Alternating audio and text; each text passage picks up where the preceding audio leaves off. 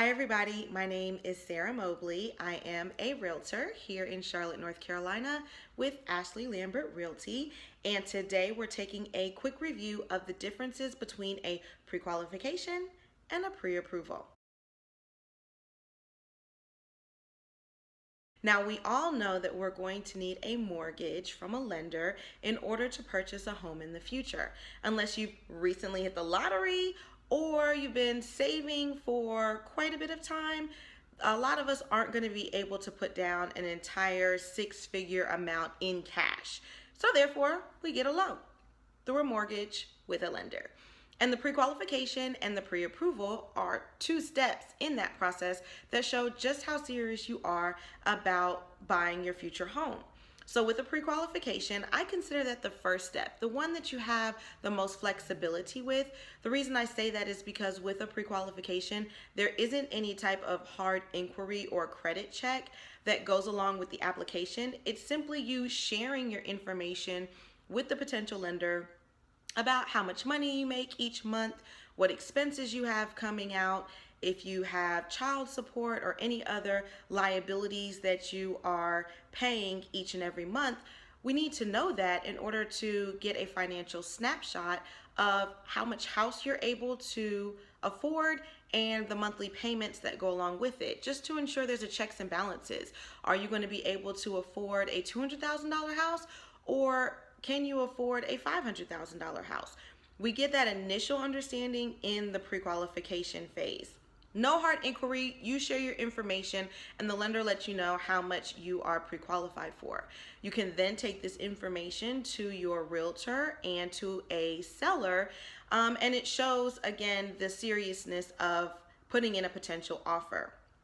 Now, the pre-approval takes that one step further. Instead of just sharing your information, you are now proving the information that you initially shared. So you said your income was X, Y, or Z. We need to see the pay stubs that verifies that information. The expenses need to be verified. Your last tax returns are other information that you will provide to the lender, just to ensure again that the proof is in the pudding. So you said it, now prove it. And that is to be expected when you're talking about a six-figure loan from a mortgage company. So the pre-approval does require a hard inquiry. It shows your credit score, any late payments that you've made, and just gives a more solid financial picture of, again, how much house you can afford and how much monthly payment. So my suggestion in the whole home buying process would be to take the pre-qualification seriously, give correct information, and also take this time to look at the potential lenders, because all of us have a banking institution that we use for our checking and savings, right? And we normally think, I should just go ahead and apply for my mortgage through that company. But there are a lot of different mortgage options or mortgage lenders that you could go through, and they offer different things.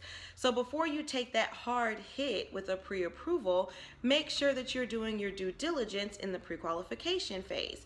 Down payment assistance programs could be different from one lender to the next. You also have different interest rates, different numbers that go along with it, 15 years versus 30 years.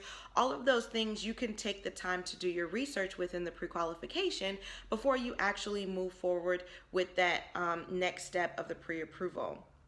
Once you have the pre-approval, it's not a guarantee, because there will be one more credit hit at the end of the process, but it is as strong of an offer as you can present to a seller, especially in this market that we're experiencing today, more of a seller's market. So with the pre-approval, again, you have more of a solid offer that you can come to the table with.